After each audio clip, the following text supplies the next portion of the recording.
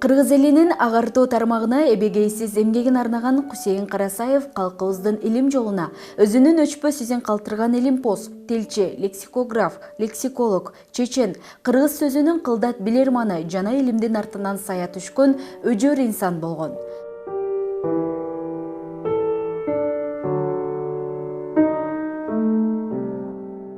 Ал 1901 Ысык Көл облусунун Түп районуна караштуу Токтоян айылында жарык дүйнөгө келген. 1914-16 жылдары Караколдогу орус түзем мектебинде окуп, жаш кезинен эле орус тилине кызыгып, Пушкиндин ырларын жатка айткан. 1916 жылдагы Алама түркүндө эл менен бирге Кытайга качат. Ал жакта оор күндөрдү баштан кечирип, кой багып, сакчынын баласын окутуп жан баккан. Туура 5 жылдан соң өз мекенине кайтып келип, Токтоян айылында иштейт. Андан кийин Ташкенттеги Кыргыз-Казак таалим-тарбия институтунда окуп, Эркин-Тоо гезитинин чыгаруучулардын тобуна кирген.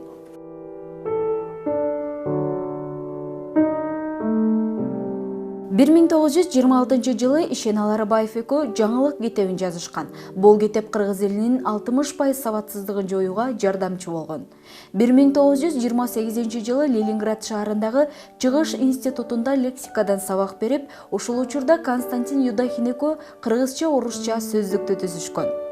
Ал эми 1931 жылы Фрунзеге келип, фольклорду жыйноого катуу киришип, Тоголок Молдонун чыгармаларын алтын фондуга алып, андан соң айтылуу манасчы Саякбай Каралаевди Фрунзе шаарына алып келип, андан манас эпосун жазып алууну уюштурган. В Институте литературы и языка Киргизского филиала Академии наук.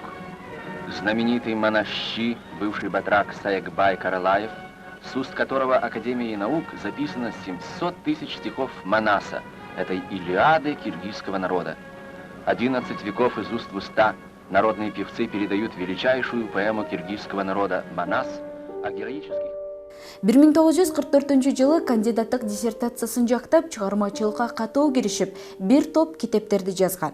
Кийинчерээк Москванын Ломоносов университетине лекция окууга чакырып келип, 1937 жылы репрессиянын курмандыгынан аман калып, бирок бир ирет камалып чыккан. Кыргыз Республикасынын илимине эмгек сиңирген ишмер 16 түрк тилинде жана араб, фарси, немец тилдеринде эркин сүйлөгөн. Карасаев далай жолу ажалдан аман калып, 97 жыл өмүр сүрүп, өмүрүнүн акырына чейин илим жана чыгармачылык менен алектенген.